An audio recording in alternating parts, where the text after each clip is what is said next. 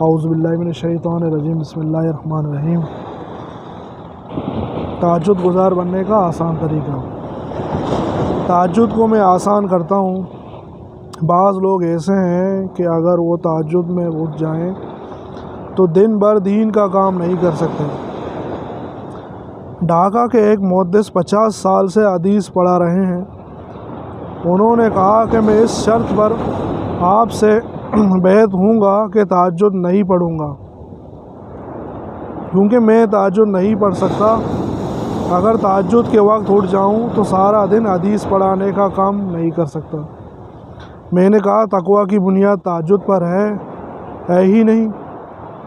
آپ ولی اللہ تقویٰ سے بن جائیے، لیکن آپ عشاء کے فرضوں کے بعد وتر سے پہلے 2 رکعت تہجد کی نیت سے پڑھ لیجئے تو آپ تہجد گزار اٹھائے جائیں گے۔ اب مولوی جلدی تو مانتا نہیں، لہٰذا انہوں نے بھی کہا کہ اس بات کی دلیل کیا ہے؟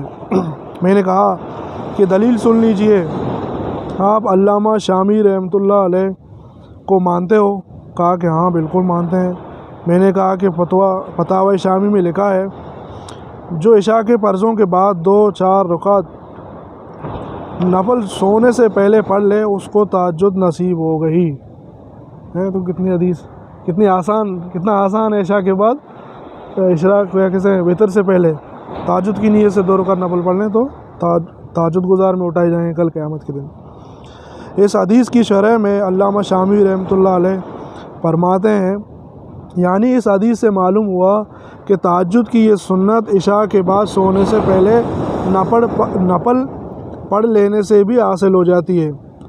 تو میں نے کہا کہ اب تو تہجد پڑھنے میں بہت آسانی ہو گئی۔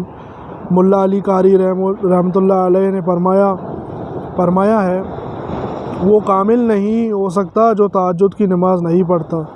تو عشاء کے بعد 2 رکعت نفل پڑھ لو، انشاءاللہ قیام اللیل ادا ہو جائے گی۔ اگر کسی کے حالات مختلف ہوتے ہیں، کسی کی صحت ٹھیک نہیں رہتی، کسی کو سارا دن بہت محنت والا کام کرنا ہوتا ہے، تو وہ عشاء کے فرائض کے بعد وتر سے پہلے 2-4 رکعت نفل تہجد کی نیت سے ادا کر لیا کرے، بس آسانی سے تہجد میں شمار ہو جائے گا۔ کیوں؟